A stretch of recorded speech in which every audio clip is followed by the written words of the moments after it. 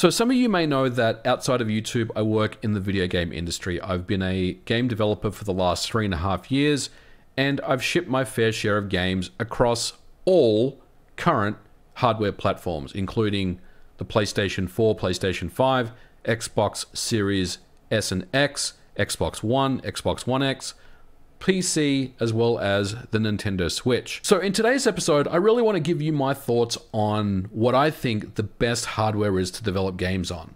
And I'm going to keep this very high level, so I'm not breaking any NDAs. And the purpose of this is to really illustrate how ridiculous the concept of console wars is. When we talk about the different camps that are basically taking shots at each other, I see this every single day on social media, and I think it's absolutely absurd. So with that, let's go ahead and jump in and take a deep dive, or at least as much as I can, of the three hardware platforms and what it's like to develop games on. Now, the Switch has been around since 2017, and I will say, as a development hardware platform, it is excellent for making games on. The barrier of entry is low. It's probably the best place for anyone to get started to make games on. There is obviously a very popular kind of indie contingent where there are a lot of really good games that are being made for it. A lot of games that you've never heard of before.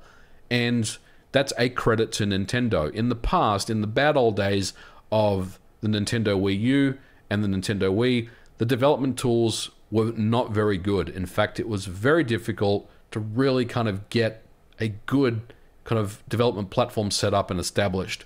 Not so with the Switch. Nintendo has really done a lot of work to provide developers with great tools to make games on. And this is something that when I first started in the industry, the Nintendo Switch was the hardware that I started developing on.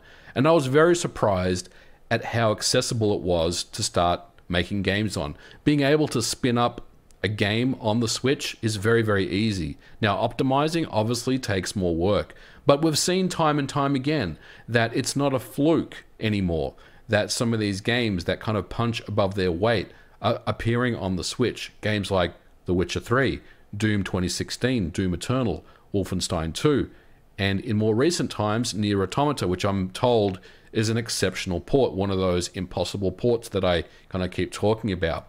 So Nintendo should be applauded for making such great hardware. Does it have its limitations? Absolutely it does. Does it need a hardware refresh? I think so. And I think Nintendo understands the limitations of the hardware and will give us some new hardware in the next 18 months or so. Now, I'm just speculating. I don't know anything about what's next for Nintendo. I certainly don't have a Switch Pro development kit, which is what I've heard rumors about in the past. But I think that within the next 18 months, we'll see developers jumping on a new platform. So now let's move over to the PlayStation 4 and 5. And this is where things get a little more interesting.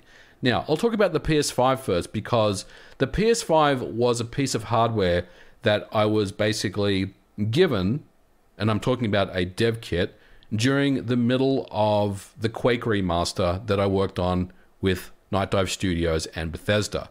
And my goal was to get Quake running on the PlayStation 5. And I gotta say, I really, really enjoyed it. Not only did I get to learn the ins and outs of the PlayStation 5 hardware, including the new graphics API, learning about the SSD, and how to implement haptic feedback in Quake, but overall, I really enjoyed having a powerful piece of hardware at my fingertips. And since then, I've shipped one more game on the PlayStation 5, and another one is about to come out as well.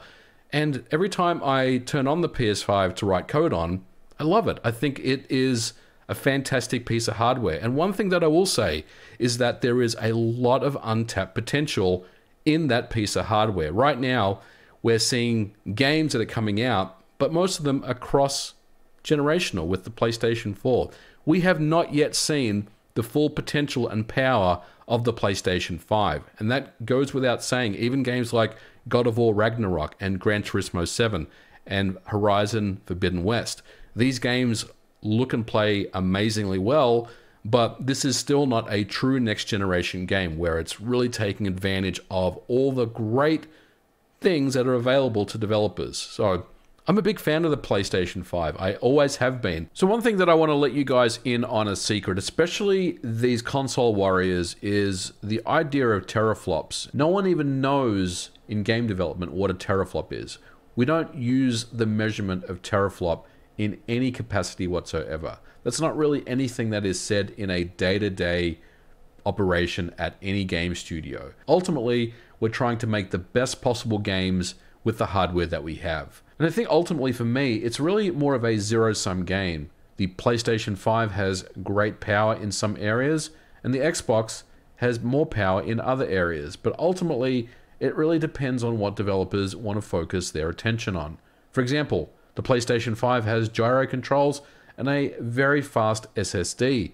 The Xbox Series X has no gyro and it has a pretty powerful SSD, but in my real-world tests, it's not as performant as the PlayStation 5. Does that mean I'm a Sony fanboy? No. It means that as a developer, I'm going to try to take advantage of those features that are not available on the Xbox, but when it comes time to work on the Xbox, I'm going to work on features on the Xbox that are not available on the PlayStation 5. Now, the PS4 is something that I'm developing on as well, and the PS4 is still a very viable system to make games on in 2022.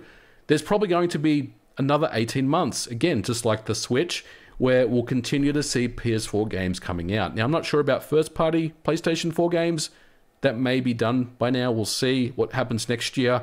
But you can be rest assured that third parties, indies, are still going to make games for the PS4 because, again, it is a very, very good system to make games on. Now, I love the Xbox Series S and the Series X. I'm a big fan of those. Again, I've made games that target both of those systems, and I love building for the Xbox. And I will say that one of the things that Microsoft does really well is they offer one SDK for their entire range of hardware products. So what I mean by that is, if you're making games that target the Xbox One, or you're making games that target the Series X, you're running the same SDK, and you're just basically telling the compiler, or telling the SDK where you want to target your build to go towards. And that is very, very cool because you really just need one set of code and then just kind of point it out to the various hardware platforms and build out against them. And that is a very, very powerful thing, especially if you've got a lot of source code that you're trying to maintain and a lot of different projects that you have in that particular repository. So having one set of code and being able to have one SDK and then use that to push out to pretty much anywhere you want across the Xbox line of products is amazing. Now, again, there is a learning curve when it comes to making games that run on the Xbox. You have to learn DirectX 12, a different graphics API. You have to get an understanding of the hardware itself. But again, Microsoft offers really great tools and they have great documentation to go with it. And just like the PlayStation 5 I mentioned earlier, the Xbox Series X has so much untapped potential. We're not anywhere near capacity of maxing out this system to do the incredible next generation stuff that we've been waiting for. And I think that's only a matter of time before we start seeing that over the coming years. And I'm very excited to see that myself. And I will say that I'm also a big fan of the Series S. It is probably the system out of all the hardware that we've seen over the last few years that has continued to surprise me with just how much power there is in this small form factor. And we as developers don't care about console wars. We're here to make good games. End of story. It's a pointless practice, and as a consumer, you should as well. Competition in the industry is a good thing. It's important, but let the companies figure it out, not the consumers. At the end of the day, no matter the words or marketing around a new press release, these companies, they just want your money. This is a capitalist market, and no company is your friend. Their goal is to increase profits. Having blind loyalty leaves no room for you to determine what's best for you and what's important. It's also interesting to note that what's best for you may not be what's best for your neighbor, but it doesn't mean that you need to go down barging on his door to tell him how wrong he is. I've talked about why I like all three hardware platforms and developing code on them, but I haven't really talked about what I don't like about them. But let me tell you, each of them have their own pros and cons. And at the end of the day, I let the companies prove their worth on why they deserve your money. But by blindly defending them won't mean that they'll defend you. Let me know your thoughts and opinions in the comments below. This may be a spicy one, I don't know. But at the end of the day, you know, I read all the comments, so let me know if you have anything you want to say. I'll definitely take a look at after this episode goes live. But for now, we're going to leave it here for this episode. Thank you so much for watching. If you liked it, don't forget to put a like on it, and I'll catch you guys in the next video. Bye for now.